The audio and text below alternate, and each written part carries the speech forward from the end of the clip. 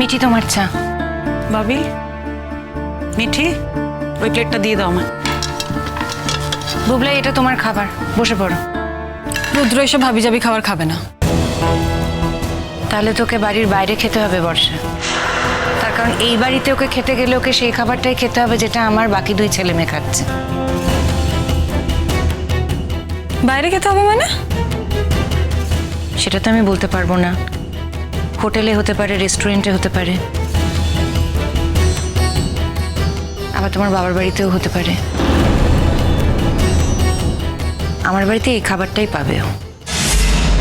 দেখেছো ঠাম্মি, সামান্য একটু জল খাবারটা অন্যরকম করি বলে এসব বলছে। তাও তো আমি দুপুরে ভাত খাওয়াটাও ছেড়ে দিয়েছি। তার মধ্যে হ্যাঁ ঠিকই তো, ঠিক বলেছে, একদম ঠিক কথা বলেছে। তোমার এই বাঁধরামও না আমরা কেউ সমর্থন করি না। তুমি দুপুরবেলা ভাত খাবে, এখন তো আপিস করছো না, বাড়িতেই আছো। দুপুরবেলা সকলে যখন ভাত খায় তুমি সেই সময় ভাত খাবে।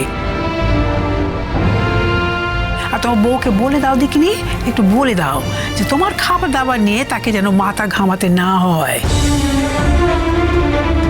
তোমার মায়ের চেয়ে বেশি তোমাকে আর ভালো কেউ চেনে না। হ্যাঁ, এটা বলে দাও তাকে।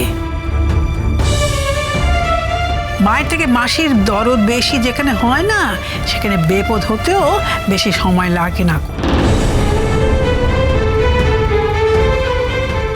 কি বললুম? খেতে গেলে এই খাবারই খেতে হবে বুবলাই।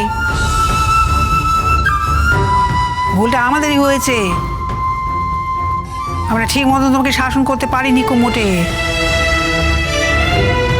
শোন, খিদে পেলে না এই খাবারে অমৃত লাগবে রে। কি আছে, ওই তো রুটি তরকারি ডিম সেদ্ধ আর মিষ্টি, রোজ তো আমরা তাই খাই রে বুবলাই। তুইও খেয়ে নে, তো অসুবিধা কোথায়? বসে পড় দাদা ভাই, সাদা খাবার ফেলিস না। কে বলতে পারে বল, পরে এটাও জুটবে কিনা?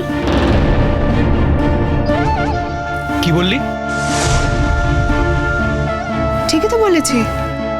দেখ, চাকরির বাজার কিন্তু খুব খারাপ। চাকরি যে তুই পাবি তার গ্যারেন্টি কি আছে বল? নতুন কাউকে চেষ্টা করলে অবশ্য চাকরি হয়েই যাবে। তবে নতুন কাকু আর তোর জন্য চেষ্টা করবে না। তাছাড়া নতুন কাকুর বলে দেওয়া চাকরি করতে নিশ্চয়ই তোরও খুব প্রেস্টিজে লাগবে।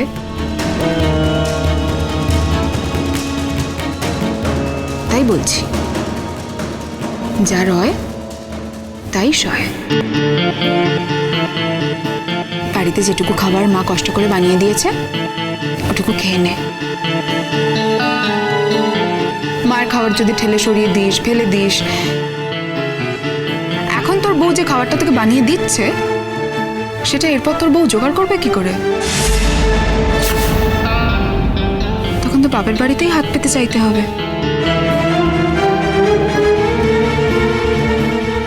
তখন তো প্রেস্টিজ যাবে, তখন তো প্রেস্টিজ যাবে না।